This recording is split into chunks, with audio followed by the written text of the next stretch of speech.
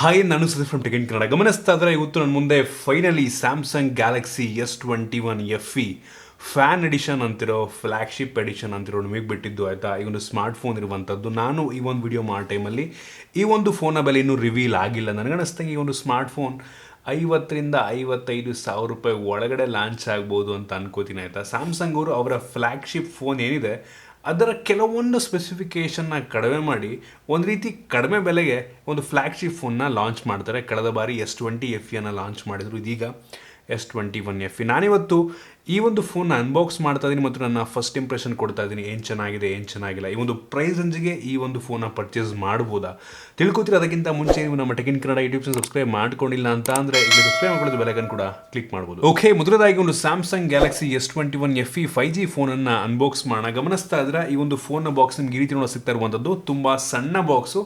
So ನಮಗೆ ಗೊತ್ತಾಗ್ತಿರುವಂಥದ್ದು ಇದರೊಳಗಡೆ ಯಾವುದೇ ಚಾರ್ಜರ್ನ ನೀಡಿಲ್ಲ ಅಂತ. S21 5G ಮತ್ತು S21 Pro, S21 Ultra ಇದರಲ್ಲೂ ಕೂಡ ನಮಗೆ ಯಾವುದೇ ಚಾರ್ಜರ್ನ ನೀಡಿರಲಿಲ್ಲ. ಒಂದು ಸಣ್ಣ ಬಾಕ್ಸಲ್ಲಿ ಶಿಪ್ ಮಾಡಿದರು. ಸೊ ಇದೀಗ S21 FE ಕೂಡ ಸಣ್ಣ ಬಾಕ್ಸಲ್ಲಿ ಬರ್ತಾ ಇರುವಂಥದ್ದು. ಈ ಒಂದು ಬಾಕ್ಸನ್ನು ಓಪನ್ ಮಾಡಿದ ತಕ್ಷಣ ಡೈರೆಕ್ಟಾಗಿ ನಿಮಗೆ ಒಂದು ಸ್ಮಾರ್ಟ್ ಫೋನ್ ನೋಡೋಕೆ ಸಿಗ್ತಾ ಇರುವಂಥದ್ದು.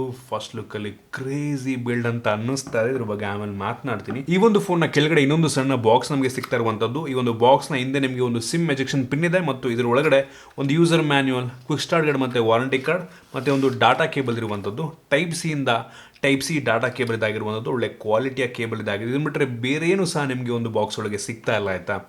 ಚಾರ್ಜರ್ ನೀಡ್ಬೋದಾಗಿತ್ತು ನನಗನ್ನಿಸ್ತಂಗೆ, ಬಟ್ ಎಲ್ಲರೂ ಕೂಡ ರೀಸೆಂಟ್ ಡೇಸಲ್ಲಿ ರಿಮೂವ್ ಮಾಡ್ತವ್ರೆ. ಈ ಒಂದು ಫೋನ್ 25 ವ್ಯಾಟ್ನ ಚಾರ್ಜರ್ನ ಸಪೋರ್ಟ್ ಮಾಡುತ್ತೆ ಆಯಿತಾ.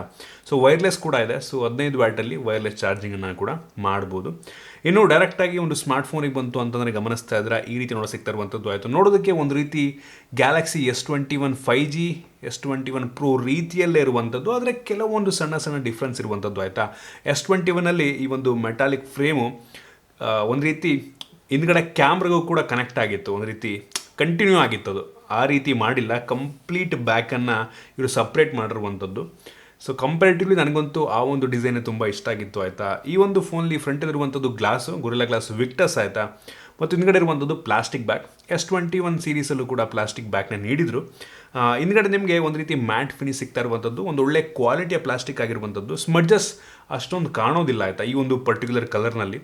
ಸೊ ಡಿಫ್ರೆಂಟ್ ಕಲರ್ಸ್ ಎಲ್ಲ ಇರುವಂಥದ್ದು. ನನಗಂತೂ ವೈಲೆಟ್ ಸಖತ್ ಇಷ್ಟ ಆಗಿರುವಂಥ ಕಲರ್, ಬಟ್ ಇವರು ನನಗೆ ಒಂದು ರೀತಿ ಕಲರ್ ನನಗೇನೋ ಒಂದ್ರಿ ಅಷ್ಟೊಂದು ಇಂಪ್ರೆಸ್ ಅಂತ ಅನ್ನಿಸ್ಲೆ. ಕೆಲವು ಜನಕ್ಕೆ ಇಷ್ಟ ಆಗ್ಬೋದು, ಒಂದು ರೀತಿ ಗ್ರೀನಿಶ್ ವೈಟ್ ಕಲರ್, ಇದಕ್ಕೆ ಆಲಿವ್ ಕಲರ್ ಅಂತಾರೆ ಆಯಿತಾ, ಆಲಿವ್ ಕಲರು.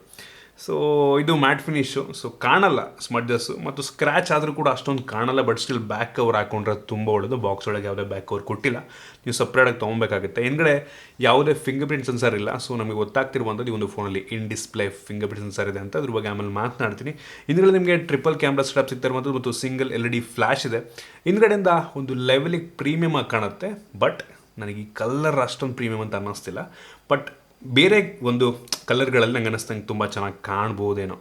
ಇನ್ನು ಈ ಒಂದು ಫೋನ್ನ ಫ್ರಂಟಿಗೆ ಬಂತು ಅಂತ ಅಂದರೆ ಒಂದು ಸಣ್ಣ ಪಂಚೋಲ್ ಕ್ಯಾಮ್ರಾ ಇರುವಂಥದ್ದು. ಫ್ರಂಟಲ್ಲಿ ಬೆಸಲ್ ತುಂಬ ಕಡಿಮೆ ಇದೆ. ಕಂಪೇರೇಟಿವ್ಲಿ ಬೆಸಲ್ S21 ಕಂಪೇರ್ ಮಾಡಿದ್ರೆ ಬಾಟಮ್ ಬೆಸಲ್ ಸ್ವಲ್ಪ ಜಾಸ್ತಿ ಅಂತ ಅನ್ನಿಸ್ತು. ಮತ್ತು ಪಂಚೋಲ್ ಕೂಡ ಅಷ್ಟೇ S21ಗಿಂತ ಈ ಒಂದು ಫೋನಲ್ಲಿ ಸ್ವಲ್ಪ ಪಂಚೋಲ್ ದೊಡ್ಡದಾಗಿರುವಂಥದ್ದು. ಮುಂದ್ಗಡೆ ಅವ್ರು ಯಾವುದೇ ಸ್ಕ್ರೀನ್ ಗಾರ್ಡ್ ಹಾಕಿಲ್ಲ, ಹಾಕೊಂಡ್ರೆ ತುಂಬ ಒಳ್ಳೆಯದು. ಬಟ್ ಸ್ಟಿಲ್ ಫ್ರಂಟಲ್ಲಿ ಒಂದು ಫೋನ್ ಹೆವಿ ಪ್ರೀಮಿಯಮ್ ಆಗಿ ಕಾಣುತ್ತೆ. ಮತ್ತು ಈ ಒಂದು ಫೋನಲ್ಲಿ ಮೆಟಾಲಿಕ್ ಫ್ರೇಮ್ ಇರುವಂಥದ್ದು ಆಯಿತಾ. ಸೊ ಕ್ರೇಜಿ ವಿಷಯ. ಆಬ್ವಿಯಸ್ಲಿ ಪ್ರೆಸೆನ್ಸಲ್ಲಿ ಅವ್ರು ಮೆಟಾಲಿಕ್ ಫ್ರೇಮ್ ನೀಡಲೇಬೇಕು. ಒಂದು ರೀತಿ ಹೇಳ್ಬೇಕಂತ ಅಂದರೆ ಓವರ್ ಆಲ್ ಡಿಸೈನ್ ಮತ್ತು ಬಿಲ್ಡ್ ಕ್ವಾಲಿಟಿ ಚೆನ್ನಾಗಿದೆ, ಇಂಪ್ರೆಸಿವ್ ಅನ್ನಿಸ್ತು. ಗ್ಲಾಸ್ ಬ್ಯಾಕ್ ನೀಡಿದರೆ ಸಖತ್ತಾಗಿರ್ತಾ ಇತ್ತು. ಯೂಶಲಿ ಈ ಬೆಲೆಗೆಲ್ಲ ಸಿಕ್ಬಿಡುತ್ತೆ ಗ್ಲಾಸ್ ಬ್ಯಾಕ್ ಎಲ್ಲ, ಬಟ್ ಸ್ಯಾಮ್ಸಂಗ್ನ ಲೆವೆಲಿಗೆ ಈ ಫೋನ್ ತುಂಬ ಚೆನ್ನಾಗಿದೆ ಒಂದು ಪ್ರೈಸ್ ರೇಂಜಿಗೆ, ಬಿಲ್ಡ್ ಮತ್ತು ಡಿಸೈನ್ ವೈಸು. ಇನ್ನು ಈ ಒಂದು ಫೋನಲ್ಲಿ USB Type-C ಪೋರ್ಟ್ ಇರುವಂಥದ್ದು ಮತ್ತು ಯಾವುದೇ 3.5 ಹೆಡ್ಫೋನ್ ಜಾಕ್ ಇಲ್ಲ, ಮತ್ತು ಹೈಬ್ರಿಡ್ ಸಿಮ್ ಸ್ಲಾಟ್ ಇರುವಂಥದ್ದು. 2 ಸಿಮ್ ಅಥವಾ ಒಂದು ಸಿಮ್, ಒಂದು SD ಕಾರ್ಡ್ ನೀವು ಹಾಕೊಬೋದು. ಮತ್ತು ಈ ಒಂದು ಫೋನ್ IP68 ವಾಟರ್ ರೆಸಿಸ್ಟೆಂಟ್ ರೇಟಿಂಗನ್ನು ಕೂಡ ಹೊಂದಿರುವಂಥದ್ದು. ಕ್ರೇಜಿ ವಿಷಯ. ಆರಾಮಾಗಿ ಒಂದು ಫೋನ ಕೈ ಹಿಡ್ಕೊಂಡು ಹಂಗೆ ಹದ್ದುತ್ತೀರ ನೀರೊಳಗೆ ಅಥವಾ ಸ್ನಾನ ಮಾಡ್ತೀರ, ನಿಮಗೆ ಬಿಟ್ಟಿದ್ದು ಏನೂ ಆಗಲ್ಲ. IP68 ಸೂಪರ್ ಅಂತೀನಿ. ಇನ್ನು ಈ ಒಂದು ಫೋನ್ನ ಡಿಸ್ಪ್ಲೇ ಬಗ್ಗೆ ಮಾತನಾಡಬೇಕಂತಂದರೆ ಒಂದು ಫೋನಲ್ಲಿ 6.4 ಇಂಚಿನ ಫುಲ್ HD ಪ್ಲಸ್ ರೆಸೊಲ್ಯೂಷನ್ ಹೊಂದಿರುವಂಥ ಸೂಪರ್ ಅಮೋಲೆಡ್ ಡಿಸ್ಪ್ಲೇ ಇರುವಂಥದ್ದು ಆಯಿತಾ. ಇದು ಡೈನಮಿಕ್ ಅಮೋಲೆಡ್ ಡಿಸ್ಪ್ಲೇ. ರಿಫ್ರೆಶ್ ರೇಟ್ ನಿಮಗೆ ಯಾವಾಗ ಅವಶ್ಯಕತೆ ಇರುತ್ತೆ ಆ ಟೈಮಲ್ಲಿ ರಿಫ್ರೆಶ್ ರೇಟ್ ಜಾಸ್ತಿ ಆಗುತ್ತೆ ಆಯಿತಾ. ಇದು 120 ಹರ್ಟ್ಸ್ನ ರಿಫ್ರೆಶ್ ರೇಟನ್ನು ಹೊಂದಿರುವಂಥದ್ದು ಮತ್ತು 240 ಹರ್ಟ್ಸ್ನ ಟಚ್ ಸ್ಯಾಂಪಲಿಂಗ್ ರೇಟನ್ನು ಹೊಂದಿರುವಂಥದ್ದು ಮತ್ತು ಹೆವಿ ಬ್ರೈಟಾಗಿ ಕೂಡ ಇದೆ. 1200 ನಿಟ್ಸ್ನ ಪೀಕ್ ಬ್ರೈಟ್ನೆಸ್ಸನ್ನು ಹೊಂದಿರುವಂಥದ್ದು ಮತ್ತು HDR10+ ಕೂಡ ಸಪೋರ್ಟ್ ಮಾಡುತ್ತೆ. ಡಿಸ್ಪ್ಲೇ ಕ್ಲಾರಿಟಿ ನೀವು ಸ್ಯಾಮ್ಸಂಗ್ ಡಿಸ್ಪ್ಲೇ ಬಗ್ಗೆ ಮಾತನಾಡೋಂಗಿಲ್ಲ, ಹೆವಿ ಪ್ರೀಮಿಯಂ ಡಿಸ್ಪ್ಲೇ ಅಂತ ಹೇಳೋದಕ್ಕೆ ಇಷ್ಟಪಡ್ತೀನಿ ಆಯಿತಾ. ನಿಮ್ಗೊಂದು ರೀತಿ S21 ಸೀರೀಸಲ್ಲಿ ಏನು ಪ್ರೀಮಿಯಂ ಡಿಸ್ಪ್ಲೇ ಬರ್ತಾ ಇತ್ತು ಆಲ್ಮೋಸ್ಟ್ ಹಾಗೇ ಇರುವಂಥದ್ದು, ನಿಮಗೆ ಏನು ಡಿಫ್ರೆನ್ಸ್ ಗೊತ್ತಾಗಲ್ಲ. ಸಖತ್ತಾಗಿದೆ ಡಿಸ್ಪ್ಲೇ, ತುಂಬ ಬ್ರೈಟಾಗಿ ಕೂಡ ಇದೆ. ಸೊ ಡಿಸ್ಪ್ಲೇ ಬಗ್ಗೆ ತಲೆಗೆಡಿಸ್ಕೊಳ್ಳೋಂಥ ಅವಶ್ಯಕತೆ ಇಲ್ಲ, ಹೆವಿ ಪ್ರೀಮಿಯಂ ಅಂತೀನಿ. ಇನ್ನು ವೇರಿಯಂಟ್ಗಳ ಬಗ್ಗೆ ಮಾತನಾಡಬೇಕಂತಂದರೆ ಸದ್ಯಕ್ಕೆ ಒಂದು ಫೋನ್ 2 ವೇರಿಯಂಟಲ್ಲಿ ಲಾಂಚ್ ಆಗ್ತಿರುವಂಥದ್ದು. ಒಂದು 8GB ರ್ಯಾಮ್ ಮತ್ತು 128GB ಸ್ಟೋರೇಜು, ಮತ್ತು ಇನ್ನೊಂದು 8GB ರ್ಯಾಮ್ ಮತ್ತು 256GB ಸ್ಟೋರೇಜ್. ಇದರಲ್ಲಿರುವಂಥ ರ್ಯಾಮ್ ಬಂದುಬಿಟ್ಟು LPDDR5X ರ್ಯಾಮ್ ಆಗಿರುವಂಥದ್ದು ಆಯಿತಾ. DDR5X RAM super top end, so ತಲೆಗೆಡಿಸ್ಕೊಂಬಿಡಿ, ಸೂಪರ್ ಆಗಿದೆ. ಇನ್ನು ಸ್ಟೋರೇಜ್ ಕೂಡ ಅಷ್ಟೇ, UFS 3.1 ಸ್ಟೋರೇಜ್, ಇದು ಕೂಡ ಫುಲ್ ಟಾಪ್. ಸೊ ಹೆವಿ ಫಾಸ್ಟಾಗಿ ರೀಡು ರೈಟು ಅಪ್ಲಿಕೇಶನ್ ಇನ್ಸ್ಟಾಲ್ ಆಗುತ್ತೆ, ಲೋಡ್ ಆಗುತ್ತೆ. ಸೊ ಹೆವಿ ಸ್ಮೂತ್ ಫೀಲ್ನ ಕೊಡುತ್ತೆ. ಸೊ ಸ್ಟೋರೇಜು ಮತ್ತು ವೇರಿಯಂಟ್ಗಳ ಬಗ್ಗೆ ತಲೆಕೆಡಿಸ್ಕೊಳ್ಳೋಂಗಿಲ್ಲ, ಫುಲ್ ಹೆವಿ ಟಾಪ್ ವೇರಿಯಂಟನ್ನು ಹಾಕಿರುವಂಥದ್ದು. ಇನ್ನು ಪ್ರೋಸೆಸರ್ ಬಗ್ಗೆ ಮಾತನಾಡಬೇಕಂತಂದರೆ ಸ್ವಲ್ಪ ಬೇಜಾರಾಗುವಂಥ ವಿಷಯ, ನಾನು ಅಂದ್ಕೊಂಡಿದ್ದೆ ಸ್ನ್ಯಾಪ್ಡ್ರ್ಯಾಗನ್ 888ಕ್ಕೆ ಲಾಂಚ್ ಆಗುತ್ತೆ ಅಂತ, ಆದರೆ ನಮ್ಮ ಭಾರತದಲ್ಲಿ ಆ ಒಂದು ಪ್ರೋಸೆಸರೊಂದಿಗೆ ಲಾಂಚ್ ಆಗಿಲ್ಲ. ಬೇರೆ ದೇಶಗಳಲ್ಲಿ ಲಾಂಚ್ ಆಗಿದೆ. ನಮ್ಮ ದೇಶದಲ್ಲಿ Exynos 2100 ಸೇಮ್ ಈ ಒಂದು S21 ಸೀರೀಸಲ್ಲಿ ಏನು ಪ್ರೋಸೆಸರ್ ಇತ್ತು ಅದೇ ಪ್ರೋಸೆಸರ್ ಅದಕ್ಕೂ ಹಾಕಿರುವಂಥದ್ದು. ತುಂಬ ಪವರ್ಫುಲ್ ಆಗಿರುವಂಥ ಪ್ರೋಸೆಸರ್. ನಾನು ಅಂಥದ್ದು ಬೆಂಚ್ ಮಾಡಿ ಚೆಕ್ ಮಾಡ್ದಂಗೆ ಸುಮಾರು 7,20,30,000 ತನಕ ರೇಟಿಂಗನ್ನು ಕೊಡುತ್ತೆ. ಸೊ ತಲೆಗೆಡಿಸ್ಕೊಂಬಿಡಿ, ಹೆವಿ ಪವರ್ಫುಲ್ ಆಗಿರುವಂಥ ಪ್ರೋಸೆಸರೇ, ಪ್ರೀಮಿಯಂ ಪ್ರೋಸೆಸರನ್ನೇ. ಆದರೆ ಸ್ನ್ಯಾಪ್ಡ್ರ್ಯಾಗನ್ 888ಗಿಂತ ಸ್ವಲ್ಪ ಪವರ್ ಕಡಿಮೆ ಇರುವಂಥ ಪ್ರೋಸೆಸರ್. ಸ್ವಲ್ಪ ಅಂತ ಅಲ್ಲ, ಆಲ್ಮೋಸ್ಟ್ ಸಿಮಿಲರೇ ಬರುತ್ತೆ, ಬಟ್ ಸ್ವಲ್ಪ ಲೆಕ್ಕ ಕೊಡಿ. ಅದು ಹತ್ತತ್ರ 8 ಲಕ್ಷ 8, 10, 8, 20 ತನಕ ರೇಟಿಂಗ್ ಕೊಟ್ಟರೆ ಇದು 7,20,000 ರೇಟಿಂಗ್ ಕೊಡುತ್ತೆ. ಸೊ ಮೇಜರ್ ಡಿಫ್ರೆನ್ಸ್ ಇಲ್ಲ, ಬಟ್ ಸ್ಟಿಲ್ ಒಂದು 2% ಪವರ್ ಕಡಿಮೆ ಅಂದ್ರೂ ಕಡಿಮೆನಲ್ವಾ. ಸೊ ಆ ರೀತಿ ಆರಾಮಾಗಿ ನೀವು ಪ್ರತಿಯೊಂದು ಗೇಮನ್ನು, ಪ್ರತಿಯೊಂದು ಟಾಸ್ಕನ್ನು ಏನು ಬೇಕಾದರೂ ಮಾಡ್ಬೋದು. ಹೆವಿ ಪವರ್ಫುಲ್ ಆಗಿದೆ. ಸೊ ಅದ್ರ ಬಗ್ಗೆ ತಲೆಗೆಡಿಸ್ಕೊಂಬಿಡಿ. ನನಗೊಂದು ಹೆವಿ ಸ್ಮೂತ್ ಫೀಲ್ನ ಕೊಡ್ತಾ ಇರುವಂಥದ್ದು. 120 ಹರ್ಟ್ಸ್ನ ರಿಫ್ರೆಶ್ ರೇಟ್ನ ಜೊತೆಗೆ ಹೆವಿ ಅಂದರೆ ಹೆವಿ ಸ್ಮೂತಾಗಿ ಕೆಲಸವನ್ನು ಮಾಡುತ್ತೆ. ಯಾವ ಗೇಮನ್ನು ಬೇಕಾದ್ರೆ ಹೆಂಗೆ ಬೇಕಾದ್ರೆ ಆಡ್ಬೋದು ಹೆವಿ ಸೆಟ್ಟಿಂಗಲ್ಲಿ. ಪಬ್ಜಿ ಕೂಡ ಅಷ್ಟೇ, ತುಂಬ ಸ್ಮೂತಾಗಿ ಕೆಲಸವನ್ನು ಮಾಡುತ್ತೆ. ಸೊ ಪ್ರೋಸೆಸರ್ ತುಂಬ ಚೆನ್ನಾಗಿದೆ, ಬಟ್ ಸ್ವಲ್ಪ ಎಲ್ಲೋ ಒಂದು ಕಡೆ ಹೃದಯದಲ್ಲಿ ಎಲ್ಲೋ ಒಂದು ಕಡೆ ಕೊರಿತಾ ಇರುತ್ತಲ್ಲ, ಆ ರೀತಿ ಅನ್ನಿಸೋಕ್ಕೆ ಶುರುವಾಯಿತು ನನಗೆ. ಇನ್ನು ಈ ಒಂದು ಫೋನ್ನ ಕ್ಯಾಮ್ರಾ ಬಗ್ಗೆ ಮಾತನಾಡಬೇಕಂತ ಅಂದರೆ, ಒಂದು ಫೋನಲ್ಲಿ ರೇರಲ್ಲಿ ಟ್ರಿಪಲ್ ಕ್ಯಾಮ್ರಾ ಇರುವಂಥದ್ದು. ಅದರಲ್ಲಿ ಮೇನ್ ಸೆನ್ಸರ್ 12 ಮೆಗಾಪಿಕ್ಸೆಲ್ನ ಮೇನ್ ಸೆನ್ಸರ್. ಹೌದು, ಯೂಶಲಿ ಸ್ಯಾಮ್ಸಂಗ್ ಅವರು ಅವರ ಫ್ಲ್ಯಾಗ್ಶಿಪ್ ಫೋನ್ಗಳಲ್ಲಿ ಹೆವಿ ಜಾಸ್ತಿ ಮೆಗಾಪಿಕ್ಸೆಲ್ ಇಡಲ್ಲ, 12 ಮೆಗಾಪಿಕ್ಸೆಲ್ ಕೊಟ್ಟವ್ರೆ. ಇದು 1.8 ಅಪರ್ಚರು. ಇದರಲ್ಲಿ ಆಪ್ಟಿಕಲ್ ಇಮೇಜ್ ಸ್ಟೆಬಿಲೈಸೇಷನ್ ಇರುವಂಥದ್ದು ಮತ್ತು ಡ್ಯೂಯಲ್ ಪಿಕ್ಸೆಲ್ ಆಟೋ ಫೋಕಸ್ ಕೂಡ ಇರುವಂಥದ್ದು ಆಯಿತಾ. ಸೊ ಒಂದು ಒಳ್ಳೆಯ ವಿಷಯ. ನಾನು ಈ ಒಂದು ಫೋನ್ ಯೂಸ್ ಮಾಡ್ದಂಗೆ ಕ್ಯಾಮ್ರಾ ಔಟ್ಡೋರ್ ಫೋಟೋಸ್ ಹೆವಿ ಸಖತ್ತಾಗಿ ಬರುತ್ತೆ, ಚೆನ್ನಾಗಿ ತೆಗೆಯುತ್ತೆ. ನಾನು ಈ ಒಂದು ಫೋನ್ನ ಕ್ಯಾಮ್ರಾವನ್ನು 50,000 ಲೆವೆಲಿಗೆ ನಾನು ಕಂಪೇರ್ ಮಾಡೋದಕ್ಕಾಗಲ್ಲ ಆಯಿತಾ. ಸೊ ಚೆನ್ನಾಗಿದೆ, ಬಟ್ ಇನ್ನು ಇಂಪ್ರೆಸಿವ್ ಆಗಿರಬೇಕಾಗಿತ್ತು ಆಯಿತಾ. ಸೊ ಸ್ಯಾಂಪಲ್ಸ್ ತೋರಿಸ್ತಾ ಇದ್ದೀನಿ, ನನಗೆ ಓಕೆ ಅನ್ನಿಸ್ತಾ ಆಯಿತಾ. ಸಕ್ಕತ್ತಾಗಿದೆ ಗುರು, ಒಂದು DSLR ಲೆವೆಲಾಗಿದೆ ಅಂತ ನನಗಂತೂ ಅನ್ನಿಸ್ಲಿಲ್ಲ. ಚೆನ್ನಾಗಿದೆ, ಬಟ್ ಇನ್ನೂ ಇಂಪ್ರೂವ್ ಆಗ್ಬೋದಾಗಿತ್ತು. ನಿಮಗೆ ಅರೌಂಡ್ 25-30 ಸಾವಿರ ಫೋನಲ್ಲೂ ಕೂಡ ನಿಮ್ಗೆ ಆಲ್ಮೋಸ್ಟ್ ಸಿಮಿಲರ್ ಫೋಟೋ ಕ್ವಾಲಿಟಿನೇ ಸಿಗುತ್ತೆ. ಇನ್ನೊಂದು ಸೆನ್ಸರ್ ಇರುವಂಥದ್ದು 8 ಮೆಗಾಪಿಕ್ಸೆಲ್ ಎಂದು ಟೆಲಿಫೋಟೋ ಲೆನ್ಸು. 3x ಆಪ್ಟಿಕಲ್ ಝೂಮನ್ನು ಮಾಡುತ್ತೆ ಇದು. ಸೊ 30x ತನಕ ಅಂದರೆ ಸಾಫ್ಟ್ವೇರ್ ಮುಖಾಂತರ 30x ಝೂಮನ್ನು ಮಾಡುತ್ತೆ. ಸೊ 3x ಆಪ್ಟಿಕಲ್ ಝೂಮ್ ಅಂದರೂ ಕೂಡ ಒಂದು ಒಳ್ಳೆಯ ವಿಷಯ. ಇದರಲ್ಲೂ ಕೂಡ ಆಪ್ಟಿಕಲ್ ಇಮೇಜ್ ಸ್ಟೆಬಿಲೈಸೇಷನ್ ಇರುವಂಥದ್ದು ಒಂದು ಒಳ್ಳೆಯ ವಿಷಯ ಅಂತ ಹೇಳೋಕ್ಕೆ ಇಷ್ಟಪಡ್ತೀನಿ. ಸೊ ಇದು ತೆಗೆಯುವಂಥ ಫೋಟೋ ಚೆನ್ನಾಗಿದೆ. ಆ ಒಂದು ಸ್ಯಾಂಪಲ್ನ ಒಂದು ಝೂಮ್ ಮಾಡಿ ಒಂದು ಫೋಟೋ ತೆಗೆದು ಚೆನ್ನಾಗಿ ಬಂದು ನನಗೆ ಅನಿಸ್ತದೆ. ಕ್ಲಾರಿಟಿ ತುಂಬ ಚೆನ್ನಾಗಿದೆ ಅಂತ ಅನ್ನಿಸ್ತು, ಪರವಾಗಿಲ್ಲ ಇದು. ಇನ್ನೊಂದು ಸೆನ್ಸರ್ ಇರುವಂಥದ್ದು 12 ಮೆಗಾಪಿಕ್ಸೆಲ್ ಎಂದು ಅಲ್ಟ್ರಾ ವೈಡ್ ಆ್ಯಂಗಲ್ ಲೆನ್ಸ್ ಆಯಿತಾ. ಸೊ ಇದು ತುಂಬ ವೈಡ್ ಆಗಿದೆ ಮತ್ತು ಕ್ಲಾರಿಟಿ ಝೂಮ್ ಮಾಡಿದಾಗ ಓಕೆ ಅಂತೀನಿ. ಡೀಟೇಲ್ಸ್ ಎಲ್ಲ ಒಂದು ಲೆವೆಲಿಗೆ ಓಕೆ ಅನ್ನಿಸ್ತು ನನಗೆ. ಕಲರ್ಸ್ ಎಲ್ಲ ಒಂದು ರೀತಿ ತುಂಬ ಆ್ಯಕ್ಯುರೇಟ್ ಆಗಿದೆ ಈ 3 ಸೆನ್ಸರ್ಗಳಲ್ಲಿ. ಬಟ್ ಒಂದು ರೀತಿ ಜನಗಳಿಗೆ ಹೆಂಗಪ್ಪ ಅಂತಂದರೆ ಆ ಒಂದು ಓವರ್ ಸ್ಯಾಚುರೇಷನ್ ನೀಡಿದ್ರೇ ತುಂಬ ಜನರಿಗೆ ಇಷ್ಟ ಆಗುತ್ತೆ ಆಯಿತಾ. ಸೊ ಅದೇನು ಮಾಡಲ್ಲ, ಫೋಟೋ ಹೆಂಗಿದೆಯೋ ಹಂಗೆ ತೋರಿಸುತ್ತೆ, ಬಟ್ ಡೀಟೇಲ್ಸ್ ಸ್ವಲ್ಪ ಮೆಗಾಪಿಕ್ಸೆಲ್ ಕಡಿಮೆ ಇರೋದ್ರಿಂದ ಲ್ಯಾಕಿಂಗ್ ಅಂತ ಅನ್ನಿಸ್ತು. ಓವರಾಲ್ ಹೇಳ್ಬೇಕಂತಂದರೆ ಈ ಒಂದು ರಿಯರ್ ಕ್ಯಾಮ್ರಾ ಒಂದು ಲೆವೆಲ್ಗೆ ಓಕೆ ಅಂತ ಹೇಳೋದಕ್ಕೆ ಇಷ್ಟಪಡ್ತೀನಿ. ಇನ್ನು ಫ್ರಂಟ್ ಕ್ಯಾಮ್ರಾಗೆ ಬಂತು ಅಂತಂದರೆ 32 ಮೆಗಾಪಿಕ್ಸೆಲ್ನ ಫ್ರಂಟ್ ಕ್ಯಾಮ್ರಾ. ಇದು ತೆಗೆಯುವಂಥ ಫೋಟೋ ಪರವಾಗಿಲ್ಲ, ನಾನು ಇದು ಕೂಡ ಇಂಪ್ರೆಸಿವ್ ಅಂತ ಅನ್ನಲ್ಲ. ನಾನು ಇದಕ್ಕಿಂತ ಒಳ್ಳೆಯ ಫೋಟೋಗಳನ್ನ ನೋಡಿದ್ದೀನಿ ಫ್ರಂಟ್ ಕ್ಯಾಮ್ರಾದು. ಇದು ಪರವಾಗಿಲ್ಲ, ವೈಡ್ ಆಗಿದೆ ಒಟ್ಟಿಗೆ, ಬಟ್ ಪರವಾಗಿಲ್ಲ, ಡೀಸೆಂಟ್ ಅಂತ ಅನ್ನಿಸ್ತು ನನಗೆ. ಆ ಸ್ಯಾಂಪಲ್ಸ್ನ ಕೂಡ ನಿಮಗೆ ತೋರಿಸ್ತಾ ಇದ್ದೀನಿ. ಇನ್ನು ವೀಡಿಯೋಗ್ರಫಿಗೆ ಬಂತು ಅಂತಂದರೆ ಫ್ರಂಟು ಮತ್ತು ಬ್ಯಾಕ್ ಎರಡೂ ಕೂಡ 4K ರೆಸಲ್ಯೂಷನಲ್ಲಿ ವೀಡಿಯೋ ರೆಕಾರ್ಡ್ ಮಾಡಬಲ್ಲಂಥ ಸಾಮರ್ಥ್ಯವನ್ನು ಹೊಂದಿರುವಂಥದ್ದು. ನೀವೇನಾದರೂ ವ್ಲಾಗರ್ ಆಗಿದ್ರೆ ಅಂದರೆ ವ್ಲಾಗಿಂಗ್ ಮೋಡ್ ಕೂಡ ಇದೆ, ಫ್ರಂಟು ಮತ್ತು ಬ್ಯಾಕ್ ಎರಡರಲ್ಲೂ ಕೂಡ ಒಟ್ಟಿಗೆ ರೆಕಾರ್ಡ್ ಮಾಡ್ಕೊಬೋದು. ಒಂದು ಸಣ್ಣ ಸ್ಕ್ರೀನಲ್ಲಿ ಬೇಕಾದ್ರೂ ಬರುತ್ತೆ, ಅಥವಾ ಸ್ಪ್ಲಿಟ್ ಸ್ಕ್ರೀನ್ ಅರ್ಧ ಫ್ರಂಟು ಅರ್ಧ ಬ್ಯಾಕ್ ಇದರಲ್ಲಿ ರೆಕಾರ್ಡ್ ಮಾಡೋದ್ರ ಬೇಕಾದ್ರೆ ಶೂಟ್ ಮಾಡ್ಬೋದು. ಚೆನ್ನಾಗಿದೆ ಒಂದು ಫೀಚರ್, ನಂಗೆ ಒಂದು ಲೆವೆಲಿಗೆ ಇಷ್ಟ ಆಯಿತು. ನಿಮ್ಮಲ್ಲಿ ಇಷ್ಟ ಆಗ್ಬೋದು ಕೆಲವು ಜನಕ್ಕೆ. ಮತ್ತು ಕೆಲವೊಂದು ಫಿಲ್ಟರ್ಸು ಏನೇನೋ ಇದೆ ಒಟ್ಟಿಗೆ, ಸೊ ಅದನ್ನು ನೀವು ಯೂಸ್ ಮಾಡ್ಬೋದು. ಮತ್ತು ಪ್ರೋ ಮೋಡ್ ಕೂಡ ಇದೆ, ಗೊತ್ತಿಲ್ಲ ಎಷ್ಟು ಜನ ಪ್ರೋ ಮೋಡ್ ಯೂಸ್ ಮಾಡ್ತಾರೆ ಅಂತ. ಓವರಾಲ್ ಹೇಳ್ಬೇಕಂತಂದರೆ ಒಂದು ಕ್ಯಾಮ್ರಾ ನನಗೆ ಈ ಪ್ರೈಸ್ ರೇಂಜಿಗೆ ಅಷ್ಟೊಂದು ಹೆವಿ ಇಂಪ್ರೆಸ್ ಮಾಡಲಿಲ್ಲ, ಓಕೆ ಅನ್ನಿಸ್ತು. ನೀವು ಈ ಒಂದು ಕ್ಯಾಮ್ರಾವನ್ನು S21 ಸೀರೀಸ್ನ ಕ್ಯಾಮ್ರಾ ಕಂಪೇರ್ ಮಾಡೋದಕ್ಕಾಗಲ್ಲ. S21 ಪ್ಲಸ್ಸು ಮತ್ತು ಪ್ರೋ ಅದಕ್ಕೆಲ್ಲ ಕಂಪೇರ್ ಮಾಡೋದಕ್ಕಾಗೋದಿಲ್ಲ, ಆಯಿತಾ. ಇನ್ನೂ ಇಂಪ್ರೂವ್ ಆಗ್ಬೋದು. ಇದಕ್ಕಿಂತ ಒಳ್ಳೆ ಕ್ಯಾಮ್ರಾ ಇನ್ನೂ ಕಡಿಮೆ ದುಡ್ಡಿಗೆ ಸಿಗುತ್ತೆ ನನಗೆ ಅನ್ನಿಸ್ದಂಗೆ.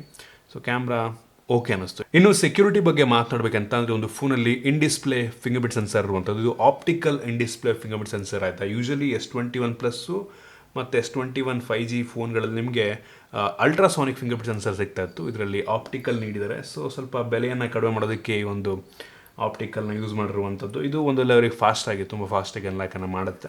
ಮತ್ತು ಫೇಸ್ ಅನ್ಲಾಕ್ ಕೂಡ ಇರುವಂಥದ್ದು. ಈ ಒಂದು ಫೇಸ್ ಅನ್ಲಾಕ್ ಒಂದು ಲೆವೆಲಿಗೆ ಫಾಸ್ಟ್ ಆಗಿದೆ, ಕೆಲವೊಂದು ಆ್ಯಂಗಲಲ್ಲಿ ಅನ್ಲಾಕ್ ಮಾಡಲ್ಲ. ಸೊ ಗಮನಿಸ್ತಾ ಇದ್ರೆ ಫಾಸ್ಟ್ ಆಗಿದೆ, ಬಟ್ ಕೆಲವೊಂದು ಲೈಟಿಂಗ್ ಕಂಡೀಷನ್ ಮೇಲೆ ಡಿಪೆಂಡ್ ಆಗುತ್ತೆ ನಂಗೆ ಅನ್ನಿಸ್ದಂಗೆ. ಬಟ್ ಅನ್ಲಾಕ್ ಅಂತೂ ಮಾಡುತ್ತೆ ಒಂದು ಲೆವೆಲಿಗೆ ಫಾಸ್ಟಾಗಿನೇ. ಇನ್ನು ಈ ಒಂದು ಫೋನ್ನ ಸ್ಪೀಕರ್ ಬಗ್ಗೆ ಮಾತನಾಡಬೇಕಂತ ಅಂದರೆ ಈ ಒಂದು ಫೋನಲ್ಲಿ ಸ್ಟೀರಿಯೋ ಸ್ಪೀಕರ್ ಇರುವಂಥದ್ದು. ಸ್ಪೀಕರ್ನ ಕ್ಲಾರಿಟಿ ತುಂಬ ಚೆನ್ನಾಗಿ, ತುಂಬ ಜೋರಾಗಿ ಕೇಳುತ್ತೆ, ನನಗೆ ಇಷ್ಟ ಆಯ್ತು ತುಂಬ. ಸೊ ಸೂಪರಾಗಿ ಮಾಡಿದ್ದಾರೆ ಮಾತ್ರ ಸ್ಪೀಕರ್ನ. ಇನ್ನು ಬ್ಯಾಟ್ರಿ ಬಗ್ಗೆ ಮಾತನಾಡಬೇಕಂತ ಅಂದರೆ ಒಂದು ಫೋನಲ್ಲಿ 4500 mAh ಕೆಪಾಸಿಟಿ ಬ್ಯಾಟ್ರಿ ಇರುವಂಥದ್ದು ಒಂದು ಒಳ್ಳೆಯ ವಿಷಯ. S21ಗಿಂತ 500 mAh ಕೆಪಾಸಿಟಿ ಜಾಸ್ತಿ ಕೊಟ್ಟವ್ರೆ, 4500 ಸೂಪರ್ ವಿಷಯ ಅಂತೀನಿ. ಮತ್ತು ಬಾಕ್ಸ್ ಒಳಗೆ ಯಾವುದೇ ಚಾರ್ಜರ್ ನೀಡಿಲ್ಲ, ಬಟ್ ಆಗ ಹೇಳ್ದಂಗೆ ಈ ಒಂದು ಫೋನ್ನ 25 ವ್ಯಾಟಲ್ಲಿ ಚಾರ್ಜ್ ಮಾಡ್ಬೋದು. ವೈರ್ಲೆಸ್ ಆಗಿ ನೀವು 15 ವ್ಯಾಟಲ್ಲಿ ಚಾರ್ಜ್ ಮಾಡ್ಬೋದು. ವೈರ್ಲೆಸ್ ಚಾರ್ಜಿಂಗ್ ಕೊಟ್ಟವ್ರಲ್ಲ, ಅದೇ ಖುಷಿ ವಿಷಯ. ಸೊ ಸೂಪರ್ ಅಂತೀನಿ. ಇನ್ನು OS ಬಗ್ಗೆ ಮಾತನಾಡಬೇಕಂತ ಅಂದರೆ ಒಂದು ಫೋನಲ್ಲಿ Android 12ನ ಬೇಸ್ ಮೇಲೆ ರನ್ ಆಗ್ತಿರುವಂಥ One UI 4.0 ಇರುವಂಥದ್ದು. One UI 3.1, 3, 4 ಅಂತ ಮೇಜರ್ ಡಿಫ್ರೆನ್ಸ್ ಇಲ್ಲ, ಆಯಿತಾ. ಕೆಲವೊಂದು ಕಸ್ಟಮೈಸೇಷನ್ ಎಲ್ಲ ತುಂಬ ಚೆನ್ನಾಗಿ ಮಾಡಿದ್ದಾರೆ.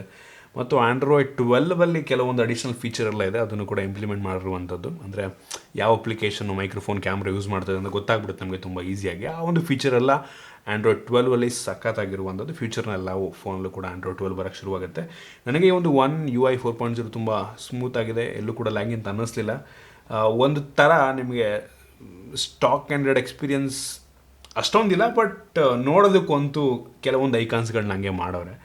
ಮತ್ತು ಗೂಗಲ್ ನಾವು ಬಂದ್ಬಿಡುತ್ತೆ, ಲೆಫ್ಟಿಗೆ ಸ್ಲೈಡ್ ಮಾಡಿದ್ರೆ. ಸೊ ಅದೇ ಒಂದು ಖುಷಿ ವಿಷಯ. ಬೇಕು ಅಂದರೆ ಲಾಂಚರ್ನ ಚೇಂಜ್ ಮಾಡ್ಕೊಬೋದು. OS ಪರವಾಗಿಲ್ಲ, ಸ್ಮೂತಾಗಿದೆ. One UI 4.0 ಚೆನ್ನಾಗಿದೆ ಅಂತ ಅನ್ನಿಸ್ತು ನನಗೆ. ಇನ್ನು ಇದನ್ನು ಬಿಟ್ಟರೆ ಈ ಒಂದು ಫೋನಲ್ಲಿ Wi-Fi 6 ಇರುವಂಥದ್ದು ಒಂದು ಒಳ್ಳೆಯ ವಿಷಯ. ಮತ್ತು 5G ಫೋನ್ ಆಗಿರೋದ್ರಿಂದ ತಲೆ ಕೆಡಿಸ್ಕೊಂಬಿಡಿಯುತ್ತೆ, ಎಲ್ಲ 5G ಬ್ಯಾಂಡ್ಗಳು ಸಪೋರ್ಟ್ ಆಗ್ತವೆ. ತುಂಬ ಜನ ತಲೆ ಕೆಡಿಸ್ಕೊತಾರೆ, ಇವು ಬರೀ ಒಂದೇ ಬ್ಯಾಂಡ್ ಇರೋದು, 2 ಬ್ಯಾಂಡ್ ಇರೋದು 5G ಬ್ಯಾಂಡ್ಸು.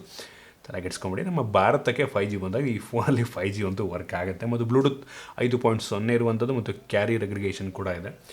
ಸೊ ಆಲ್ಮೋಸ್ಟ್ ಎಲ್ಲ ಬೇಸಿಕ್ ಸೆನ್ಸರ್ಸ್ನ ಕೂಡ ಇದರಲ್ಲಿ ಹಾಕಿದ್ದಾರೆ. ಆಲ್ಮೋಸ್ಟ್ ಎಲ್ಲ ಸೆನ್ಸರ್ಸ್ನೂ ಹಾಕಿದ್ದಾರೆ, ಸೊ ತಲೆ ಕೆಡಿಸ್ಕೊಳ್ಳೋ ಅವಶ್ಯಕತೆ ಇಲ್ಲ. ಸೊ ಇದಿಷ್ಟು ಈ ಒಂದು ಸ್ಯಾಮ್ಸಂಗ್ ಗ್ಯಾಲಕ್ಸಿ S21 FE ಫೋನ್ನ ಬಗ್ಗೆ. ನೀವು ಅದರ ಕೇಳ್ಬೋದು, ಈ ಒಂದು ಫೋನ್ನ 45 ಗೊತ್ತಿಲ್ಲ ಎಷ್ಟಕ್ಕೆ ಲಾಂಚ್ ಆಗುತ್ತೆ ಅಂತ, 50ರಿಂದ 55 ಲಾಂಚ್ ಆಗ್ಬೋದು ಅಂತ ಅನ್ಕೋತೀನಿ. ಆ ಪ್ರೈಸ್ ರೇಂಜಿಗೆ ಬೆಲೆ ಹೌದು ಸ್ವಲ್ಪ ಜಾಸ್ತಿ ಆಯಿತು ಅಂತ ಅನ್ನಿಸ್ತು ನನಗೆ. ಇನ್ ಕೇಸ್ ಒಂದು 45,000 ರೇಂಜಲ್ಲಿ ಲಾಂಚ್ ಆದರೆ ಬೆಂಕಿ ಅಂತ ಹೇಳೋದಕ್ಕೆ ಇಷ್ಟಪಡ್ತೀನಿ ಅಂತ. ಸ್ಯಾಮ್ಸಂಗ್ ಬ್ರ್ಯಾಂಡಿಂಗನ್ನು ನೋಡಿಕೊಂಡ್ರೆ ಬೆಂಕಿ ಅಂತೀನಿ. ನೋಡೋಣ ಎಷ್ಟಕ್ಕೆ ಲಾಂಚ್ ಆಗುತ್ತೆ ಅಂತ. ಬಟ್ ಯೋಚನೆ ಮಾಡಿ, ಏನಕ್ಕೆ ಅಂತ ಅಂದರೆ ನಿಮಗೆ 58,000-59,000 ರೂಪಾಯಿಗೆ ಗ್ಯಾಲಕ್ಸಿ S21 5G ಸಿಗ್ಬಿಡುತ್ತೆ. ಸೊ ಅದು ಇದಕ್ಕಿಂತ ಒಂದು ಸ್ವಲ್ಪ ಕ್ಯಾಮ್ರಾ ವೈಸ್ ಸ್ವಲ್ಪ ಚೆನ್ನಾಗಿರ್ಬೋದು ನಂಗೆ ಅನ್ನಿಸ್ದಂಗೆ. ಸೊ ಅದರಿಂದ ಯೋಚನೆ ಮಾಡಿ ನೋಡಿ, ನಿಮಗೆ ಸ್ಯಾಮ್ಸಂಗಲ್ಲಿ ಒಂದು ಫ್ಲ್ಯಾಗ್ಶಿಪ್ ಫೋನ್ ಬೇಕು ಅಂತ ಅಂದರೆ ಇದನ್ನು ಕೂಡ ಒಂದು ಆಪ್ಷನಾಗಿ ಇಟ್ಕೊಬೋದು.